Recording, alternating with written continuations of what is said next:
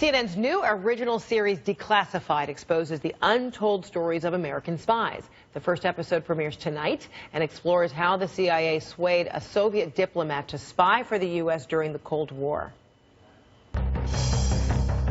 So we were looking all around the world for Soviet recruits who were vulnerable to our approaches, to our blandishments, who we thought we could turn. And we found one in Bogota. We became aware of him through a telephone tap that CIA had on the Soviet embassy. He was doing things in Bogota that showed that he might be vulnerable. He womanized, he liked parties, he was fast and loose with money.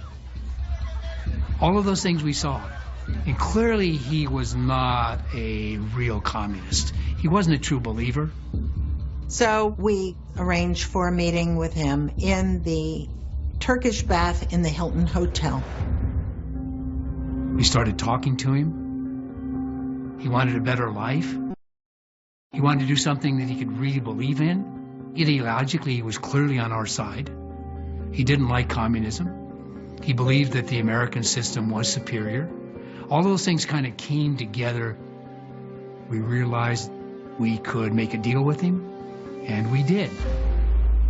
Ooh, Declassified. The host of the show, Mike Rogers, with us now, a national security commentator for CNN as well. And you're joining us from the International Spy Museum, very cool place in the nation's capital. So it looks like you're giving us a real window into the world of the CIA. Yeah. Well, we absolutely are. In this episode, Frederica, you're going to meet the first woman CIA officer who went to Moscow to run that spy that in your clip they talked about recruiting. And I will tell you, people wonder if it still happens today. There are as many Russian intelligence agencies in the United States today than there were at the height of the Cold War. So the espionage game is still on, and tonight people are going to get a little bit of inside view on how all that works. Oh my goodness, that sounds like that might be one of the most valuable things we learn about Declassified, or are there other things? Lots of different things, and you're going to learn how tradecraft is the same but different. Matter of fact, here we're at the Spy Museum today, and you can see this is a transmitter that was used during World War II to transmit information about Nazi Germany back to England. And you can rise up here. That's a shoe that was used to record conversations up into the 70s by Romanian intelligence, which was trained by Russian intelligence. So the only difference is they still use transmitters in spy work today. They still use concealed transmitters in spy work today. It just looks a whole bunch different, a lot smaller. Wow, Get Smart is real. Okay, so the U.S. Exactly. Relationship, with Russia, clearly it's changed over the years. I mean, like you said, there are still some vestiges of the Cold War being applied today.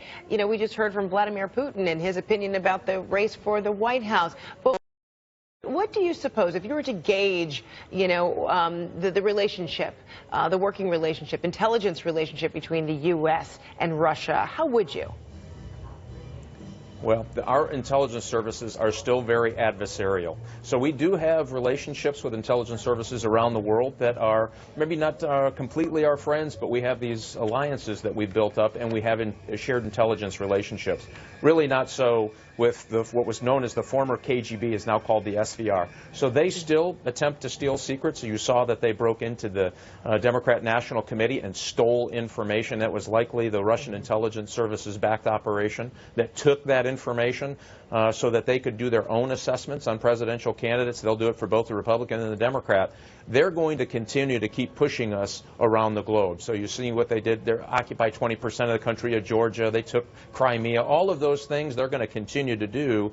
And he bases his decision, Putin, a former KGB officer, on his strength, that he believes strength, in his intelligence apparatus all around the world, including here in the United States. Ooh, all so fascinating. Mike Rogers, thanks for bringing it to us, and thanks for giving us a little mini tour of the International Spy Museum there in Washington, D.C. So the premiere of this new original CNN series, no problem. Thank you.